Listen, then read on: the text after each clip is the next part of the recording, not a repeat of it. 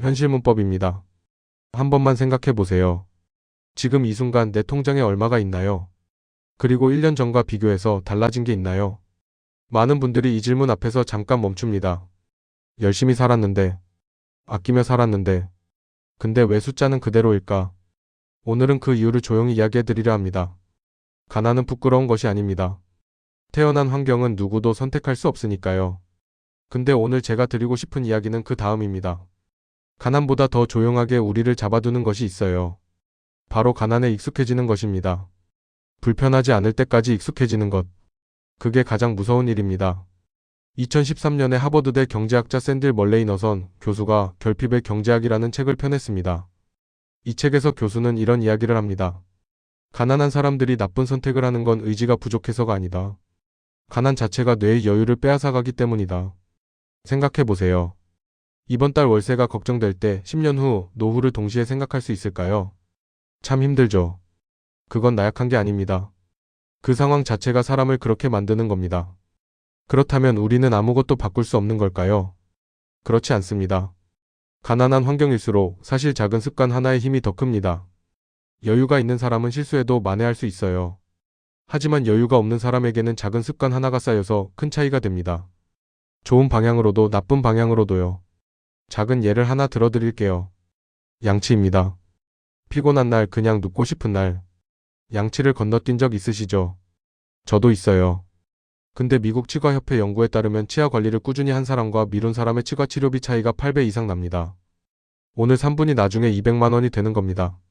습관이 이렇게 조용히 쌓입니다. 좋게도 나쁘게도.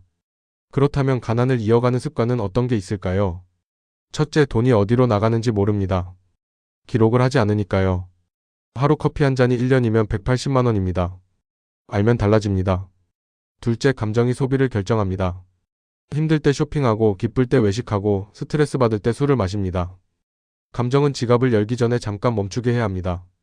셋째, 배움을 멈춥니다. 졸업하면 공부가 끝났다고 생각하는 분들이 많아요.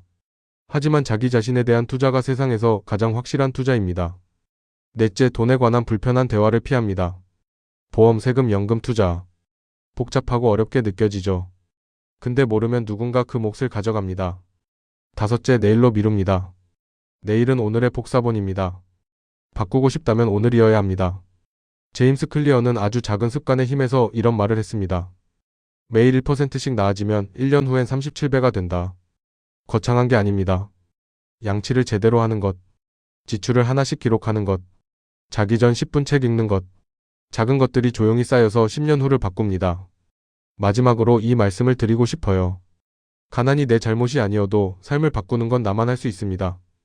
그건 차가운 말이 아닙니다. 여러분을 가장 믿는 말입니다. 오늘 거창한 걸 바꾸려 하지 않아도 됩니다.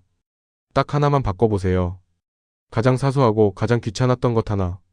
그 하나가 1년 후 여러분의 삶을 조금 다르게 만들어줄 겁니다. 다음 영상에서는 오늘 말씀드린 습관 5가지를 하나씩 더 깊이 들여다보겠습니다. 어떻게 없애는지 무엇으로 채우는지 이야기해드릴게요. 구독해두시면 그 이야기 놓치지 않으실 수 있습니다. 오늘 이야기가 조금이라도 마음에 닿으셨다면 주변에 한 분만 나눠주세요. 그게 이 채널이 계속되는 힘입니다. 이것이 현실문법입니다.